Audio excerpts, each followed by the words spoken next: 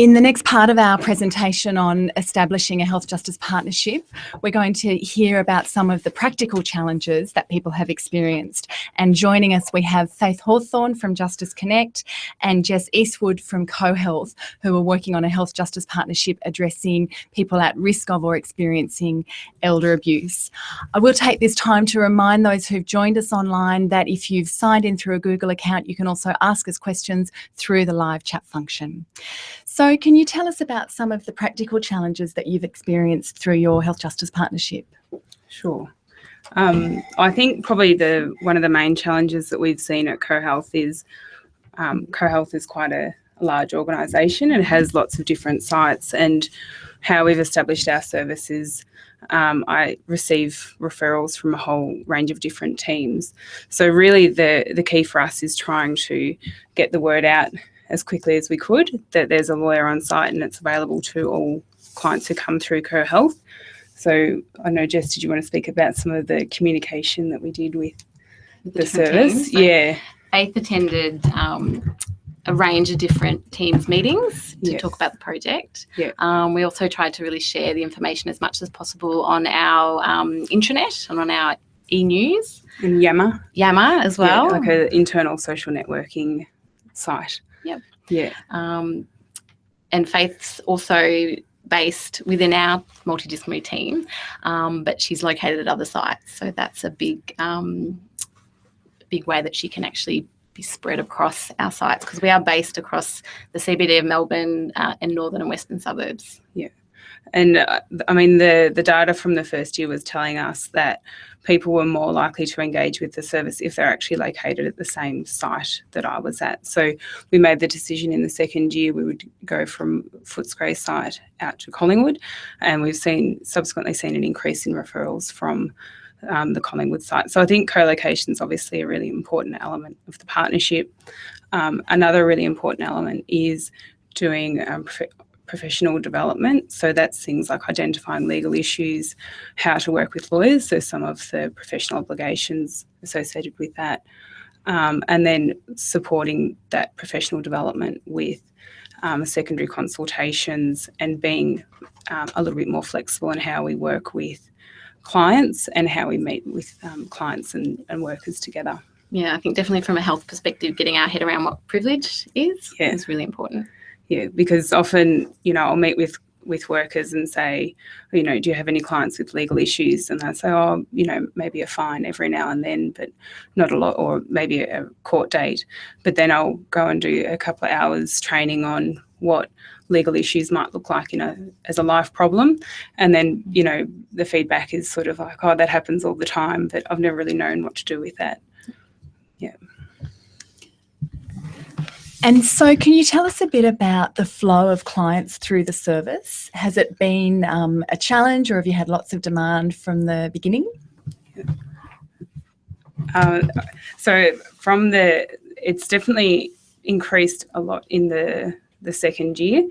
Over the last quarter, we've seen a 250% increase in clients. So it's really picked up in the second year and recently. But in the first year, we didn't have there wasn't a huge emphasis on getting clients through the door quickly.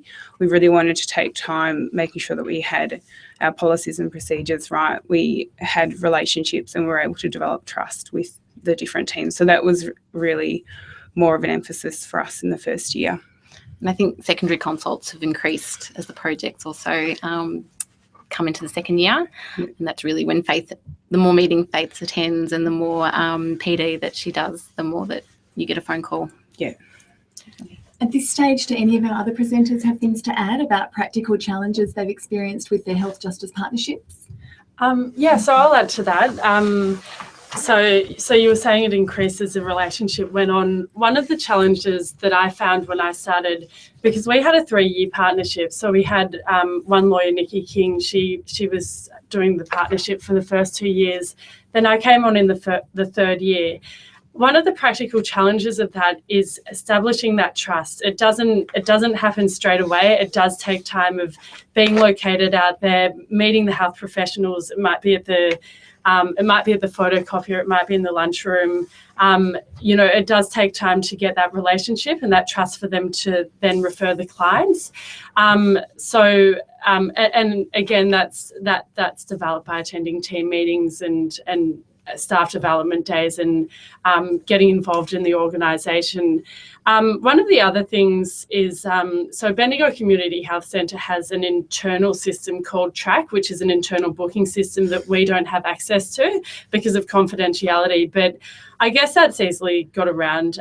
So we just took referrals by email and health workers calling up. But definitely in time, the partnership does increase and the momentum happens because health workers, once you gain the trust, health workers talk to each other and that confidence is built. So it's great once it's going. But the initial starting up, it does take time to develop that relationship. Thanks, Jess. Nicole? Yeah, I just follow up on that I realised a couple of years ago that there were lots of healthcare practitioners who didn't know about what I consider to be a very established HJP at the Royal Women's. And so I did a straw poll of sort of junior doctors I was training, and I was surprised that they didn't know it existed. And so I went and talked to our social workers and said, how do we disseminate information? A lot had definitely been done by the executive. There were lots of formal, informal meetings, but for the front line, almost all of it is word of mouth. And you actually want good word of mouth. You want people saying positive things rather than anything else. So what I determined to do was I wrote an article for the Voice of RANZCOG, which is our industry sort of magazine. And I wrote it with members of the executive of the Women's and also with Linda.